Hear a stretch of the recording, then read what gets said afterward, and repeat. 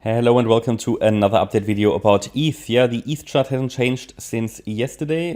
We still have here on the 4-day chart.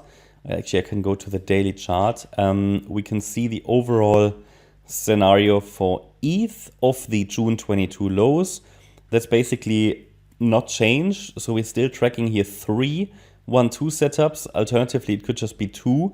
But overall, the uptrend is pretty clear. This target is clear. We've talked about that between $3,000 and $4,000. But this chart, why I show it, is primarily that it shows you how far behind ETH is on BTC. ETH has to catch up quite a bit, and ETH, well, it hasn't done it yet. Yeah, it started to move like many altcoins, but ETH hasn't really started to catch up. Really, it still needs to do that. Now, it might not be that ETH starts that before it bottoms in circle wave 2 here, which it hasn't started yet, and then would rally in a third wave of an even larger third wave. So a third of a third wave rally, that is when ETH could catch up with Bitcoin, okay? So at the moment, we're still in this corrective price channel that we also talked about yesterday. The trend is clearly up. We're following this wave count. We assume that on the 12th of October, a low has been established for now, and we do that until support levels break. But ETH has notably not yet broken out of the corrective price channel, so it's still very fragile. And ETH has not broken above the 2,150 level, which is the top of the wave 1 high of April 2023. And then we've got a 1-2 setup here in the making. And after that, a third wave rally can start. But key resistance is around $1,900 here on the daily, and then 2,150. Looking at the shorter time frame count, unchanged from yesterday, ETH reached their target area for a fourth wave. This is getting a little bit too deep for an ideal wave 4, but it is not invalidated. At the moment, it looks still to me as if ETH wants to do another extension of this third wave. That's the same third wave that Bitcoin wants to do. But I cannot promise that I won't change the micro count. I might do. And while 1755 is an important support, it's the previous breakout point, it might need an adjustment of the micro count because it looks as if ETH wants to break below it, I can tell you. I mean, it's only an orange support area, means that it's more fragile. We shouldn't be surprised if it breaks. The thing is that I'm not quite happy with the depth of the wave 4. Yeah, it's holding, and as long as support levels are holding, it's fine. But if I look at the microstructure, this here could be an ABC structure. And then ideally, it should have already moved. Okay, so it hasn't done that yet. It can still do that, but it just hasn't shown us any indication yet. Another idea I have is that the third wave sits here at the top. Okay, and then this is just the A wave down.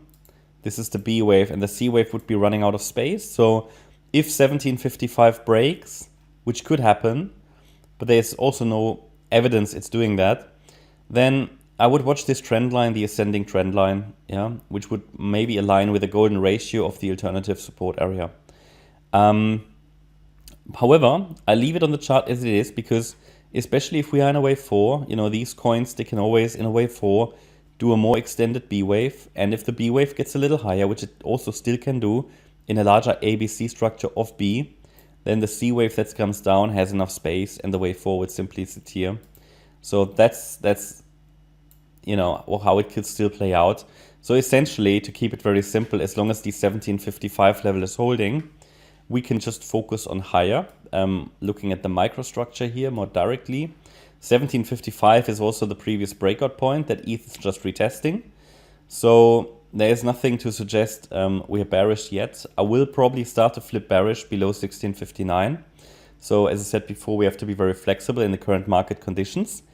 The problem is it needs a sustained break below 1659. So I don't really have a very clear support because we are moving likely in some kind of a diagonal, which I have to assume because of this weird structure generated through the fake out on Monday. Can also be, that due to the fake out, I shouldn't count this, but I don't feel really well with that. I don't feel comfortable with that. I want to count all the waves. We have to normally, okay? Otherwise, you can just pick and choose what you want to count and not. So yeah, I cannot. That's why this this fake out spike makes this, and it's not this week's Monday, but last week's Monday, it makes this pattern a little bit more fragile, and we have to be a bit more flexible, that we might have to change the micro count here. But overall, and that hasn't changed, that assumption, short-term support is 1755. Below that level, we focus on the larger box, because it could be that wave 4 here has already started, but there is not yet the evidence, but maybe we'll find that out later. Yeah, that's my update about ETH. I hope you liked the update. If you did, please hit the like button, leave a comment and subscribe. And if you really like the content, then please check out the channel membership. As a channel member, you get access to the weekly live stream. We do it every Sunday.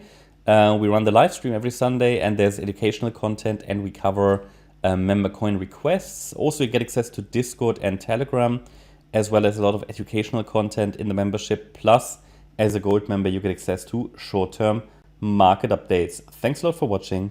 Bye-bye.